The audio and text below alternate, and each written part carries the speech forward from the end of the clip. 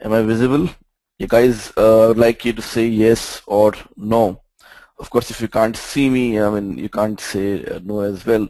But if you can see this screen and you can see me writing, kindly say yes in your question box. Okay, so at least I can know that my handwriting and my slides are visible to you guys.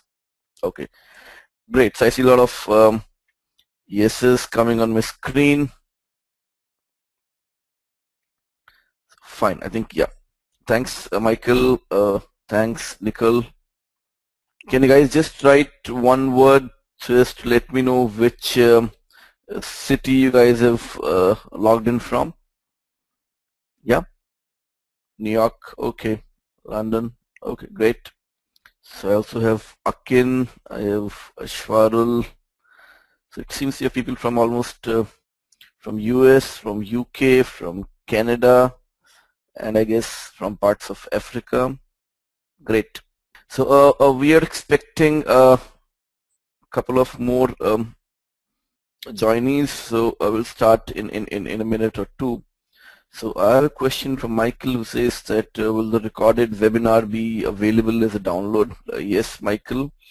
The recording of the webinar would indeed be available.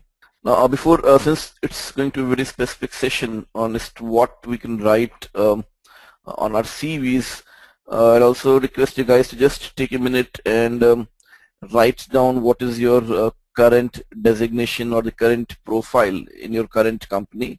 So if you could write down, let us say that you are an equity analyst in a company, say, called Chase. So could you just write that down in your question box so that while speaking about the CV, I can maybe sort of try to give some specific tips about how to put certain bullet points in the CV, right? So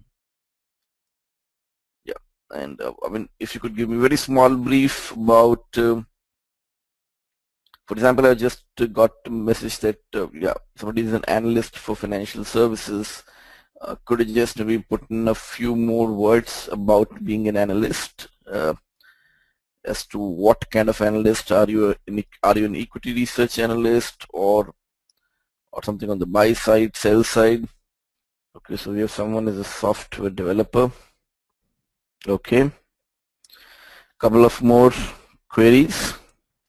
Okay, guys, I think we're good enough to go. Somebody's also working as a credit analyst. Okay, so let's sort of get going and try to understand how we can actually write something useful and add certain useful bullet points in a webinar. That's what we're going to do now.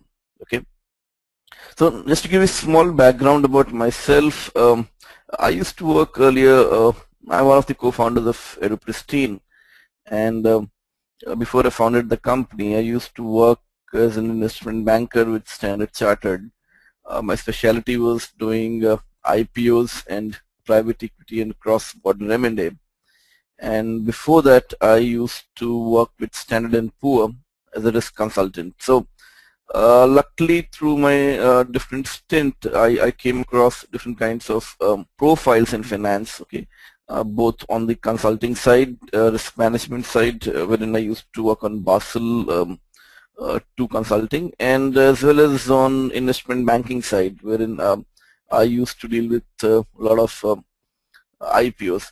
And prior to doing my stint in finance, I did my MBA, and before that I was working in software. So I mean, because I have one of the audience who is a software developer, so I had to make this transition from IT to finance. So, and believe me, one of the key things which really helped me every time was that I was pretty much focused on what I was doing and how did I really make my resume. So whatever you see over here in the coming slides, okay, it's pretty much practical, and that's the way at least I had learned it. So I'll just sort of try to maybe put in my experiences over here. And during the webinar, you guys feel free to ask any questions, and I'll try to answer them right away, so that, I mean, yeah, there are good takeaways. Yeah. So now I think we have pretty much a fairly good audience. I guess somebody else has joined us from somewhere else, but I mean we wouldn't do much of introductions now, and let us sort of get going. So we have a credit risk manager, we have a credit analyst, we have a software developer. So I guess we have quite a crowd now to sort of understand how we will work around this particular webinar. Okay. So if you look at the topic of this webinar, it says that 5 bullets I changed in my CV to get shortlisted for 5 IB interviews. Okay. So the whole idea of the webinar is to sort of highlight the point that a lot of time we do a lot of work, but we don't put them properly in bulleted points in our CV. And that essentially makes a lot of difference. So sometimes we wonder why that we have worked upon a lot of things.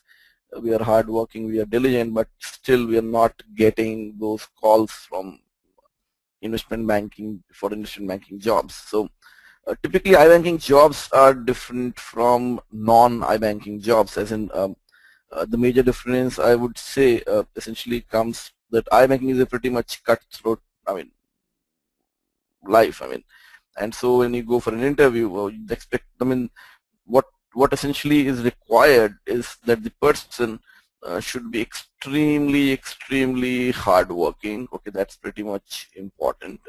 It should show in your resume.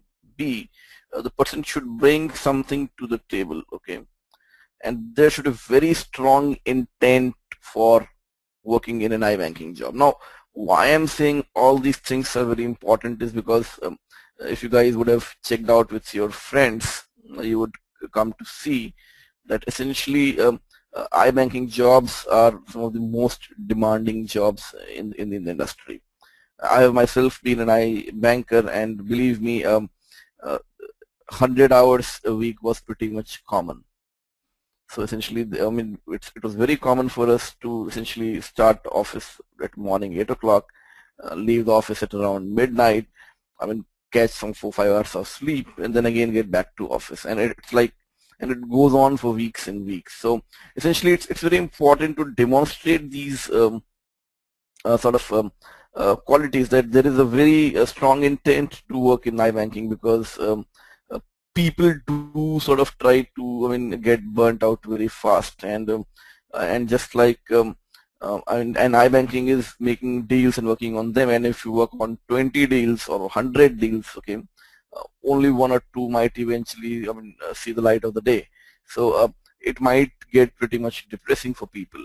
So it's very important that you have the drive. So why I'm saying this is important is because once you understand that these are the requirements of the job, okay, then your resume should automatically sort of show these things. That's how typically it's very important. So we need to understand typically how does an IB job look like. So the moment we try to understand that, fine, an IB job is all about working hard, number crunching, maintaining the relationship, always being on your go. Essentially what would happen is that your boss would meet some company in the evening, and he would say that, hey, I'm going to meet the company again tomorrow morning, so why don't you make the full financial model and make me a huge slide pack, and because I want to show it and impress it to the client. So it's a very cutthroat world. I mean, so you don't have time to really, you don't have the luxury to prepare something in 2 days. No, I mean, you hardly got 4-5 hours. So these are key qualities, and so once you start thinking about it from that perspective, you see that your CV needs to reflect these qualities, and that's how typically it will start working. That's the whole idea of working on the iBanking industry. Yeah. So let us move ahead and see what else do we have, and how do we sort of try to understand what is required. So please feel free to ask me questions every time, and every time as in you have anything, just let me know immediately. Yeah. So essentially, also one needs to understand that the purpose of writing CV, or the purpose of writing a CV, is to get you an interview, right? And essentially offered. So idea is we need to be smart in sort of building that CV. so that at least we are able to sort of get something which is more and more relevant for the interview. So we will, I hope this part is so much clear. I mean, not that everybody, we know that when we write a resume or a CV, it is essentially aimed at getting an interview and an offer. So also, the one more thing to understand over here is that if you write your CV or your resume smartly, you can more or less guide the interviewer. I mean, you can sort of decide how the interview is going to happen. You can direct the interview to that extent. And essentially, just a brief question. How many hours do you guys think is required to prepare a CV? I would like your answers in the question box. So we have two Michaels, we have Akin, we have Nicole, we have John, we have, yeah, we have Andrea, a lot of people over there. So could you just guys just write down in your question box as to how much time do you think it will require to create a CV? Okay, so I got an answer. Okay, I'll just wait for some answers before I really spell out the answers. Okay.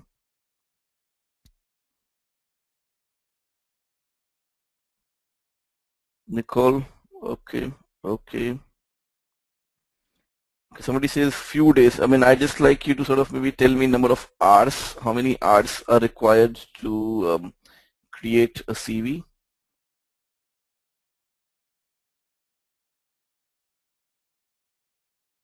Okay, I mean, I wish I could give a prize to Nicole. So, I mean, so some people have said it's 3 to 4 hours, and I see only Nicole saying 48 hours. That's perfect. I mean, typically, essentially, just to maybe put some records straight, writing a good CV would take you nothing less than around 40 hours. Okay, it takes a lot of time to write a good CV.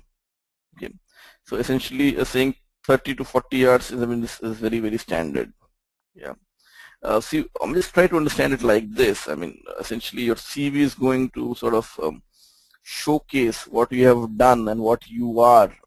I mean, in your last 20 to 30 years of your life. So essentially what happens is that you need to spend in that much amount of time. And believe me, even though you might be hardworking, you might be smart, you might be good, nobody would come to know of it immediately. So essentially, what essentially in real life, what essentially happens is that people don't get time to look at your CV for more than 30 or 40 seconds. I mean, actually, there is no time, right, for anyone to look at your CV. So what becomes so important is that you essentially try to keep it brief, and you try to sort of keep it very much focused. Essentially, people don't spend too much time on your CV, and what happens is that they essentially try to make out how, I mean, about you in a very quick glance. Okay, I mean, just for example, just try it yourself. If you were to shortlist people, and you were given 100 resumes, and even if I gave you a whole time, you wouldn't spend more than 10, 15, 20 seconds on the resumes, and you'll try to reject them or accept them very fast, because you know that essentially if you like somebody, you can call them for an interview, and then you can understand about them in detail. So essentially, people spend up 30, 40 seconds at maximum 30, 40 seconds in shortlisting the candidates. Okay. So the moment we understand that the total time which a CV would be subjected to scrutiny is around, say, 30 to 40 seconds, okay, we immediately we have to understand that the moment, if this is the time frame which we are talking about, that our resume should not be more than 1 page. Because just try to think. I mean, all of you guys must have seen a lot of CVs. If they are long CVs of 2 or 3 pages, I mean, it requires a lot of time to go through. And if the time is hardly 30 seconds, then yeah, it essentially sort of warrants that I focus on limited things which are, let's say, full-time activities, and I try to highlight things which are essentially very important for me. So this is something which should be very, very clear. Unless and until you are some Nobel Prize winner, okay, and you have lots of publications, whatever you do, your CV cannot be more than 1 page. Yeah, please note this down as sacrosanct. Okay.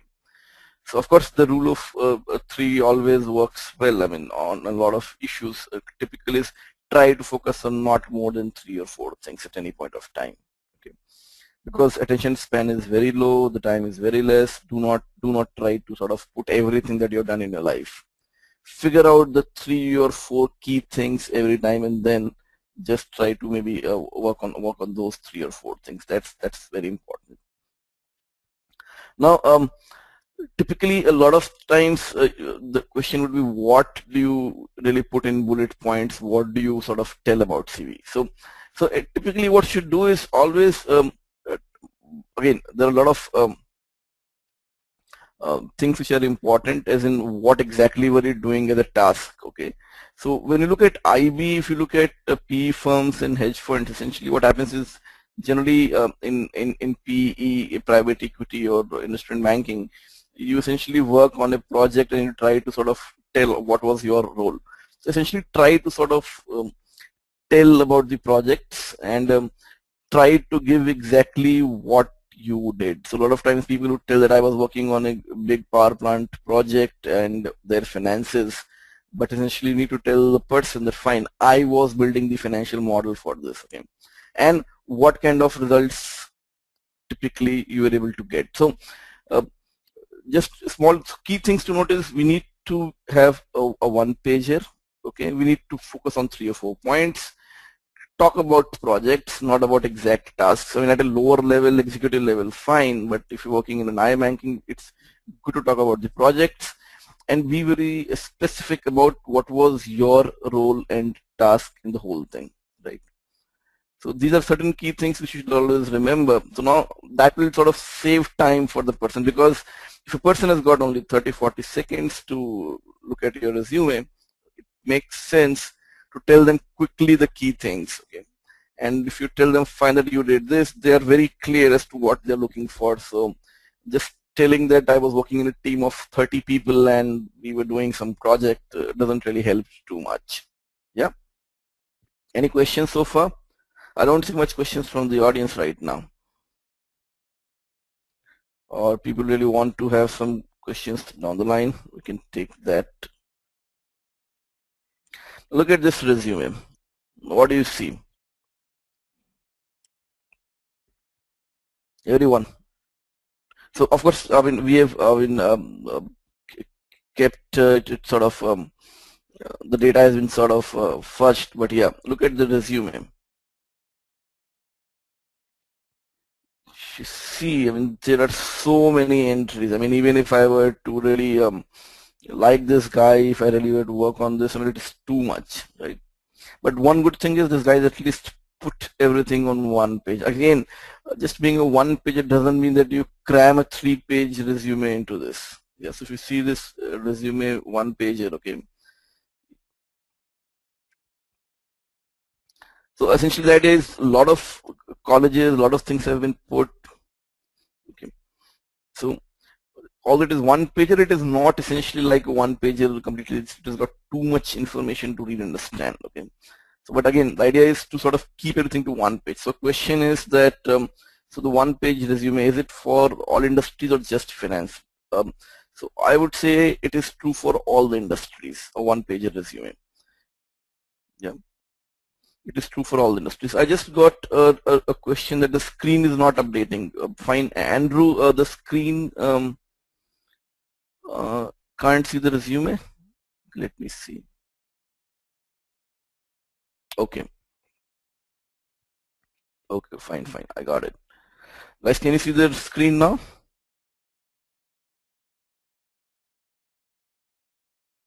Okay. I think my bad, I somehow missed.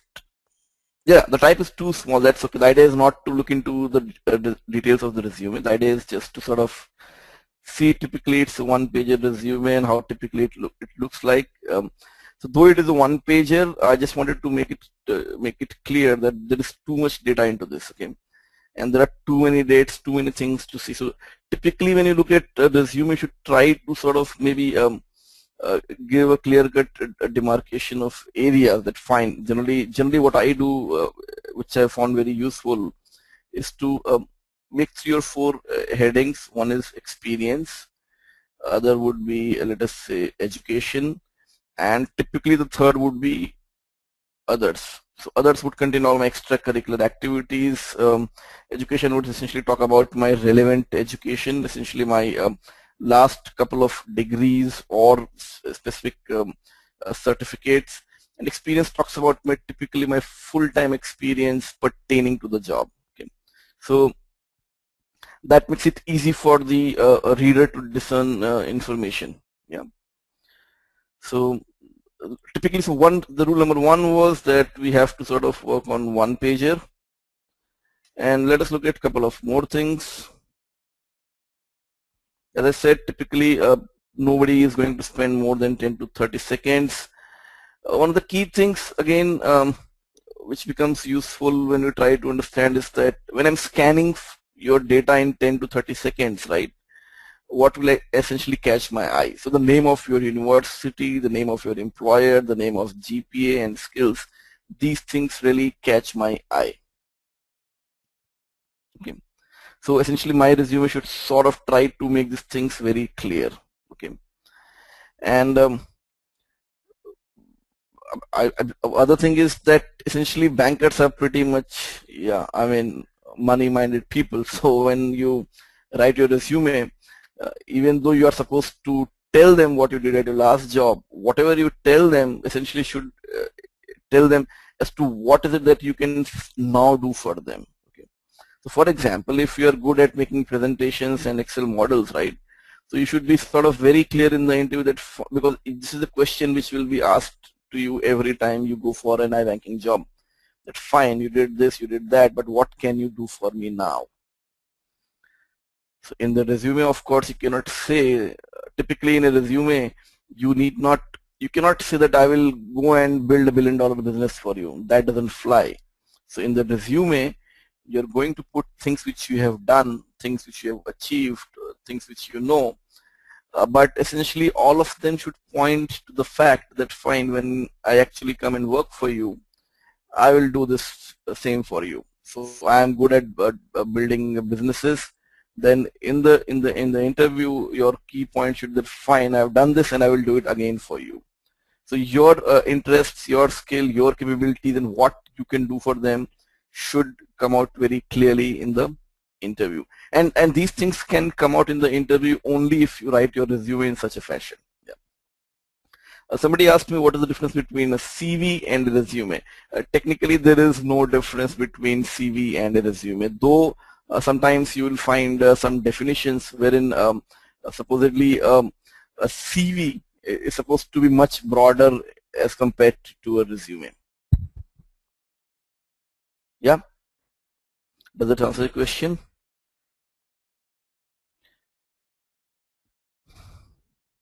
So,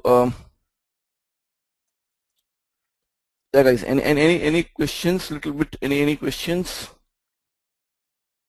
So, key things again to remember is that it is 10 to 30 seconds. Bankers scan for names, so try to put those names immediately, and essentially try to write the resume in such a fashion so that when you go for the interview, you're able to tell that fine, this is what I did, but I am essentially going to do the same or even better things for you. That is going to be important. Yeah. So somebody asks me a question that does the poor financial state of the banks reflect the fact that they only spent 30 seconds reading a resume? No, Andrew, it's not about banks. Very frankly, if you go to any job, any job, I mean, essentially, people spend less time on resume because they know they have a lot of time for your interview. So essentially, it's sort of a human tendency. Okay, so it will happen always like this. Bankers, of course, they're always hard pressed for time, and a lot of people essentially want to get into iBanking jobs. So they would hardly have 20 minutes, and they have to shortlist the candidates. Okay, so it is so important that you sort of try to spell out things which are most important. Yeah. So there is a question which has come up right now, as in, what if you're a CFA level 1 candidate but did not pass the exam? Yet should you include it on the resume to show you're pursuing, or better not? Okay. So let me just sort of answer this question once I go through the slide. Okay. So especially when you are, so when I moved from investment banking, from IT, from software to iBanking, I really had to face this question as to, you guys, I mean, the question was that I am a software guy, then why should they take me? I mean, I don't seem to have worked in finance. So again, my MBA was, I had a major in finance. I had I'd published research papers in finance. I had written articles in newspapers in finance. Okay. So I could clearly show that yes, I am interested in finance, I have interest in finance, and I'll continue with that. So that's how typically, so people who are from non-finance background and they want to get into finance, for them it is a very, very, very big question mark. Believe me, I mean, that is one question which sort of, I mean, which is very difficult to answer. The question is, how do I believe that you are interested in finance? You have been working in software all your life, you have been working in engineering all the life. So it is very important to communicate an interest in finance, and luckily what I see that things like FRM or CFA, they really help you a lot. So essentially, and anyways, these are professional charters, so essentially I mean, they essentially put a very good impression. Okay. Now, so if you are doing these certificates, and if you're, or even if you're not doing these certificates, if you're really serious in getting a job, my advice would be try to get at least some of them. Okay. See, Wall Street are looking for people who know, because once you start doing CFA or FRM, you'll also start understanding the difference between different kind of jobs, between different kind of IBs, what is an equity, what is bond. So believe me, when I was not in finance, I didn't know anything about what a share was or what bonds were, right? So I mean, once you do these things, it becomes easy for the guy to interview you. It becomes easy for the guy to understand that you have an interest in the subject and you can work. Because as I said, iBanking jobs are very demanding and very high paying. So there has to be a genuine interest in the same field. Yeah. So again, coming to the question which has been posted, that what if somebody has been a CFA level 1 candidate and did not pass the exam? Now, so my take on this would be that if you did not pass the exam, right, and if you're not going to pursue CFA further, then don't write it. But if you're going to write the CFA exam again, even though you had not cleared level 1, still write CFA level 1 candidate in the resume. That will help. At least that will catch, there will be one keyword which will essentially come out, stand out when the resume is being read. So you simply write that you are still a CFA level 1 candidate, which is true, right? So there is no need to tell them that you have flunked CFA level last time. Leave that for the interview. In the resume, at least, to get shortlisted for the interview, and that's also pretty much honest that you are still a CFA level 1 candidate. So that should help the same thing. I hope that answers the question. Yeah. So let us look at other point which is important. Second thing, of course, would be show your aptitude in quants in terms of modeling, because you see a lot of time, a lot of work in iBanking essentially works around financial modeling. So let me just sort of also put up the idea that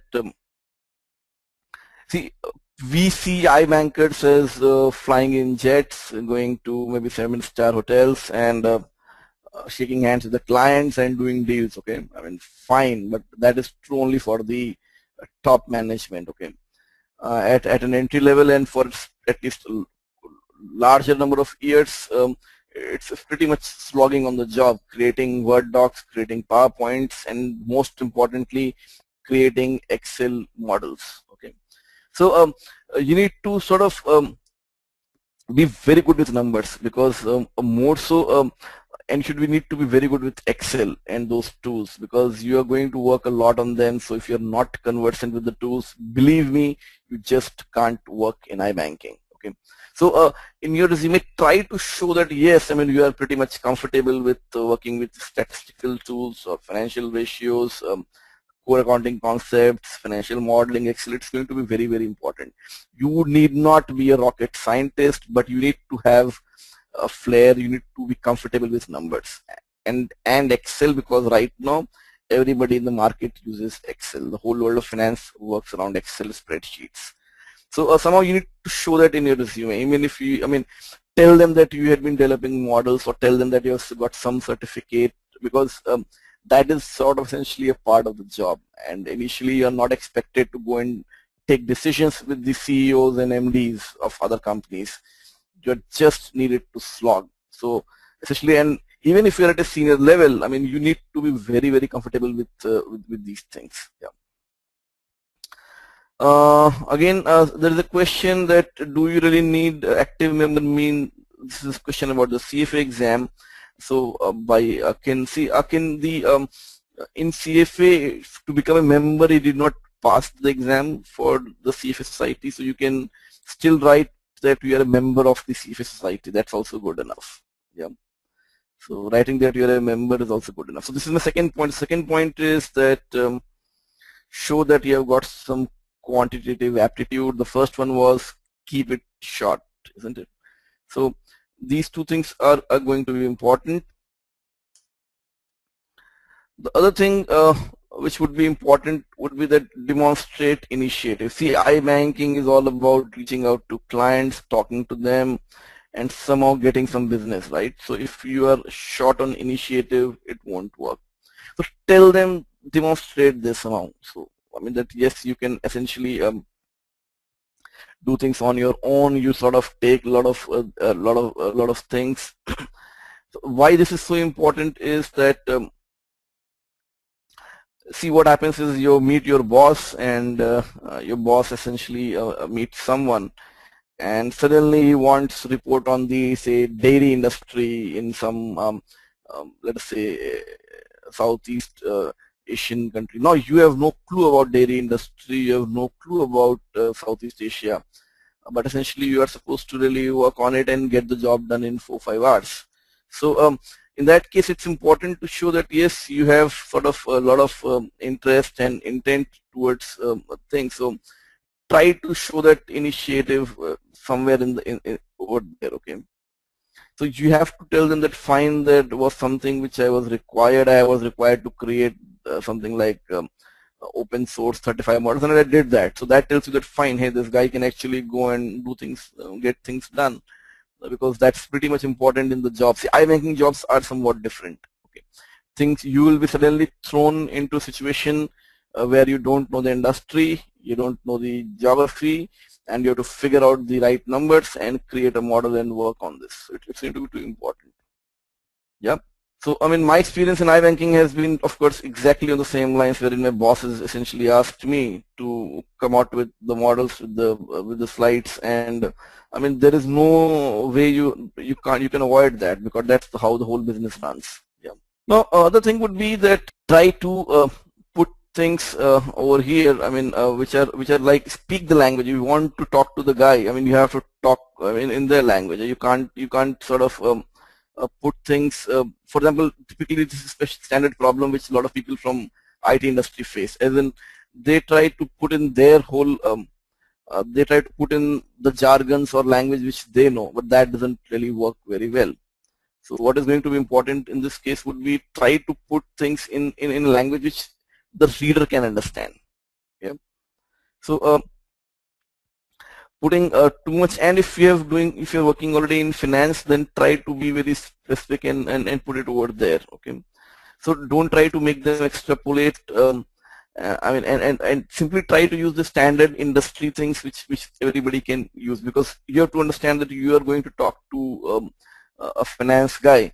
So try to write what they understand. Okay, if you're coming from other industry, this is more relevant, because if you're coming from other industry, you need not write things which essentially only you would understand as a project. So this is something which again which is pretty much crucial over here. Yeah. And other thing which I would say is well, you need to show some proof that you can work under pressure. iBankers are expected to work for 100 hours a week. So essentially you need to sort of um, tell that clearly in the resume that yes, you had been doing all these. Let us say if you're talking about certificates like CFA or FRM, and let us say you had been also working full time. So that shows that yes, while you were working full time for let us say 70-80 hours in your job, and you also were able to take out time of around 10-15 hours and work on these things. So that of course sort of gives a sort of a confidence to the a sort of interviewer or the reviewer of the resume that yes, this guy can work full time and still manage to somehow work for these charters. So this becomes useful if you are sort of trying to apply from other industries, and but you need to showcase that yes, you can put in extraordinary amount of hours week after week, and that's what is important, because as I said at the beginning, iBanking industry is very different from other industries, and you work on projects, assignments for which you have no clue, and you're supposed to give a lot of output in a very short time. And the only way it works is if you're able to work for 100 hours a week. All those deals and M&As would happen down the line in your career. Initially, it's going to really demand a lot of time from you. So in fact, essentially, iBankers want everybody to be Superman. Everybody should be able to work for 100 hours, and everybody should be very good with numbers, very good with presentation skills, very good with Excel, very good with relationship management. So a lot of these things are expected. That's how they try to keep the groups very small, and they are pretty much selective. So, and sort of everybody sort of wants to get into iBanking, so you find a lot of resumes competing for that interview slot. So this becomes important that you try to put those proofs in your resume. So I'll just maybe go through them again quickly, and so as to maybe recap things. So the first one would be show an interest in finance. You're talking about an iBanking job. Show them that yes, you want to be in finance. Okay. The second thing would be show that yes, you are good with numbers, because if you're not good with numbers, you cannot work in iBanking. That won't work. The third would be try to demonstrate initiative, that yes, you can do things on your own, because a lot of time you'd be going after deals, and so you need to be very, very persistent and search out for deals and reach out to people, speak their language. The job, your resume is meant for, again, existing finance professionals and iBankers. So be very clear about the kind of things which they understand and you can write. Okay. If you're coming from other industry, don't try to put lots and lots of jargon about your IT project or about your sales and marketing project. That won't help. And of course, you need to, the whole image that should be portrayed from the resume is that you can work under pressure and you can work on various assignments simultaneously without much problems. So that really helps a lot. So these are some things which I can sort of maybe just tell in this short time, but I hope you guys got some gist of how things work. Now, essentially, everybody should again remember some key things which I would say are sort of sacrosanct when you talk about resumes. One, always make a one-page resume. Okay, that's a golden rule. Try to spend around at least I would say, right, 30 to 40 hours, okay, on making your resume. Okay, at least 30 to 40 hours on your resume. That's very important. Try to tell things which you did. Okay, believe me, when I used to write my resumes, initially I realized that I hadn't done anything in my life which I should write down. Okay. So, but then once you start digging deep on the projects, assignments, the deliverables, what you had achieved, you'll be able to come out with concrete numbers, concrete things, right? So it will take some time. One good exercise would be try to sit with one of your friend and then let him question you, and then both of you dig deep into things. Eventually you'll see that yeah, there are things which you should put over there. Third thing would be try to restrict to 3 or 4 key points on anything. Don't go beyond that. Don't try to put up all the jobs which we have done in your life. Don't try to put all the certificates, all the education which you have done. Keep it limited to the things which might be relevant over there. Yeah. So I mean, of course, again, every resume is different, every person is different, but we should try to keep some key points. So since we are into this business of trainings in finance, and my partners, my co-founders, a lot of our instructors, we are all from iBanking industry. We'd be happy to give small brief inputs on creating CVs or how to land up jobs in iBanking from time to time. In the meanwhile, if you want us for any specific input on any particular aspect of your CV, we'd be happy to answer that. You can always write a mail to Austin, and he can maybe collect those points and queries and give it to me, and I will be happy to answer those questions over an email. And if time permits down the line, we can always do a webinar on specific points. So in fact, today what we've done is we've done a very generic webinar on creating CVs, but we can look at specific points and try to maybe sort of trash all those bullet points and maybe look at a resume. So that would give a good idea to everyone as to do's and don'ts about the resume. So we are also pretty much open to that. Yeah. So I see the numbers have swelled while the webinar started, and right now we have lots of attendees. So I'm happy to take any questions, any specific questions which you guys might have, or any generic questions which you might have regarding the webinar which you just did. Let me know and I'll be happy to answer those questions. I'm here for around next at least 5 minutes. Yeah. So as the title of the webinar is Ask Me Anything, so feel free to ask me anything which you feel like, and I'll try my best to answer that question. So Andrew asks me, what if you are changing careers into investment? See, even if you are doing the same thing in careers into investment from IT, yeah, Andrew, because I think you joined in the middle.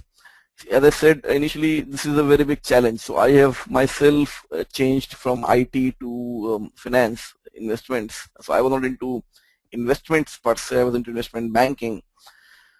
So what I did was I wrote some research papers in finance. I did my MBA majors in finance. I had done my summer internship in finance. So that sort of at least gave a good impression that I was really interested in finance and I was willing to work over there. So the same is applicable for anyone who is again working into from IT to investments. The other thing which I thought was good is that later which I realized was that doing a CFA, Chartered Financial Analyst, or FRM, or let us say CAIE or whatever, any of these finance certificates also gives an impression that yes, the applicant is interested and is pretty much serious about it. So I think that would be something which needs to be done. Yeah. I hope that answers the question. Other question is, should there be, let me just wrote down. So another question is that should there be an equal number of bullet points per position company on the CV, or I can highlight more points for certain roles? So typically what you should do is for a particular position, okay, don't go beyond 3 bullet points. Generally 2 to 3 bullet points are good enough. 1 bullet point looks too little, 4 bullet point looks too much. So generally 2 to 3 bullet points are good enough. So there is no rule that it should be exactly 3 or exactly 2 for all of them. It could be 2 to 3 points. That looks pretty much okay. That looks pretty much natural. Yeah. Other question is that since I have not passed my FRM exam, in my CV, can I write member FRM? Yes. I mean, if you are a member of GARP, then you can always write you are that member of GARP. That should not be a problem. That looks good. Now, other thing is, would you put on your resume any online courseware, that is courses that you took even though they're basically no credit and no college related, yet still education? Yes, Leon. I mean, if you have done anything which is relevant to finance, for example, so as of now, just to give you from my experience, okay, lots and lots of people, there is no particular course on financial modeling, or there is no particular degree, let us say, on risk management every time. But if you do something like FRM or do something like PRM or CFA, and let's say, I mean, that's a charter. Again, that's not a degree, by the way. There is no credit for that. Still, you should put that. And if you've done something which is useful for the job, you need to show that on your resume. So how do you show that? So it is absolutely right to put that on your resume if you've done an online course, because at least that shows an interest in finance. So that is pretty much relevant. Okay. And of course, during the interview, if it is not a credit course, I mean, what will happen is that once you write something that yes, you have created equity valuation models, let us say, right? During the interview, the guy would say, hey, you have written this equity valuation models. Is that from a university? You would say, no, it's not from a university, but I know how it is done. So essentially, at that point of time, the interviewer is more interested in knowing whether you can do that. That is going to be more important. So please put any online material and anything online which you have done, even though it is not in credits. Okay, that's good enough. So Avinash has asked me about my email. Avinash, you can write a mail to austin@edupristine.com. It will come to me, and I'll take the answer. Yeah. Somebody has a question. Do you recommend having a section on the top of resume such as career accomplishments to highlight your achievements? Now, typically there are two answers to this, Nicole. One is that ideally when you write your bullet points about your jobs and position, they should speak out for themselves as achievements. But sometimes if you think there are, so what I typically do is that for my jobs, I do not put out achievements separately, and for my education, for example, once I have written my education, I add 2 or 3 bullet points just below that for all my academic education. So for example, all the while I was talking about writing a research paper in finance. So where do I put it? It was not under my experience. It was too important to be left to the other section or extracurricular. So what I did was, after I put my degrees of MBAs and my BTech, I added 2-3 bullet points on the same league and wrote about my research paper and my news articles on finance. So I just clubbed it over there. So my general idea is that we should sort of try not to put something like achievements in a separate section, because then a question which always arises is that whatever you write, the interviewer would always question that, find, hey, do you think that is an achievement? So I mean, then it could sort of define your expectations, as in the interviewer might have expected you to have much bigger things. So that's a double-edged sword in that sense. So I would rather avoid that. Yeah. So if I say that I represented my college in the football team, and that's an achievement, so the interviewer might say that, hey, I mean, that's not an achievement. I mean, had you represented your state, I would have understood that. So achievement, saying it separately is somewhat tricky in that sense. Yep. I hope that answers the question. Now, another question which is been put is, do you advise one to put on their CV a university where the program entered for was not concluded? I see. I mean, are you suggesting that it was a dropout thing? So I would say that if it is it was not completed properly, the interviewer would again sort of question you on why it was not completed. If you dropped out, then it doesn't give a very good impression on that. Why did you drop out of anything which you were doing? As I said, right, people in iBanking are looking for superhumans. Okay, so I mean, if something didn't really work out completely and you had to leave in between, don't put that on your CV. There is no point in, because sometimes what happens, the interviewer might again dig deep into this, and see, the idea is you have only, say, 30-40 minutes for an interview. So you wanted to focus on your positives and things which you have done, which you are going to do. So things which didn't work out shouldn't actually maybe get a place in your resume per se. Yeah. Okay. Other question is that generic question not directly related to the CV.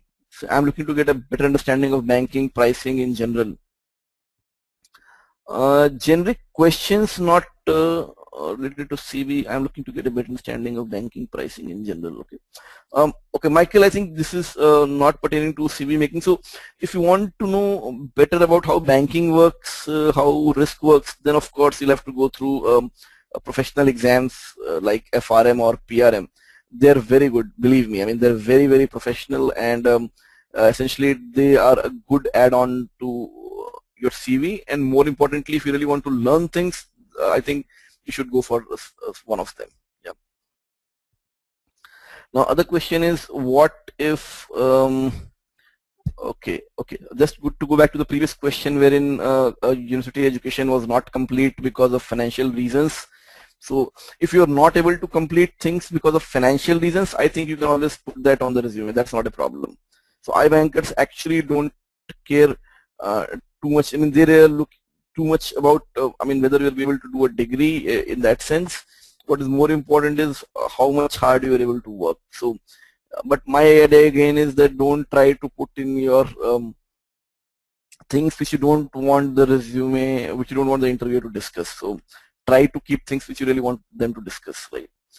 Other question which I've got is, what do you think about using resume writing companies? So if you ask me personally, okay, when see resume writing companies, of course, they are professionals. So of course, they will do a better job than what you would do. But my take is that if you spend around 30-40 hours, okay, and if you follow some basic principles, I think it would be good enough, believe me. Essentially, what a resume writing company would do is they will talk to you and they will try to bring out your achievements and try to put them. So you can do the same thing if you sort of get hold of one of your close friends and both of you guys essentially sit over and discuss about things in detail. See, I think the moment you start writing a one-page resume, right, a lot of things would start sort of making sense, because then you'll have to think hard. Believe me, so when I was pretty much young in my career, I would always want to make a 4-page resume, because I thought the longer the resume, the good it is. So that essentially leads to, I mean, a lot of, I mean, areas where you don't want to go. The moment you try to make a 1-page resume, you take bullet points. I think you need to do your homework first. Anyways, if you want to go to a professional resume making company, spend in your first 30-40 hours, make a 1-page resume, and try to think through the eyes of the interviewer. I think you will do a fairly good job. Maybe at that point of time, the good professional guy would actually add a lot of value to your resume. But essentially what happens, a lot of times people spend 2-3 hours on resume and they go to a professional resume guy, and the guy spends 8-10 hours on your behalf and charges you for that, right? But if you do the homework, I think you can pay him by the hour and you will get actually much more output from the person. So catch hold of your good friend who knows your strengths, who knows your weakness, who knows you pretty well, and then let him sort of grill you, and I'm sure you'll come out with a very good resume once you have that session with him. I've done that to myself many times, and that really helps. Yeah. Okay, good amount of questions. That really means that people were listening to what I was saying. That's really nice. Yeah, guys, any more questions? Yeah. So I am here to take questions. So people from a lot of geographies again. So Andrew, which place are you from? And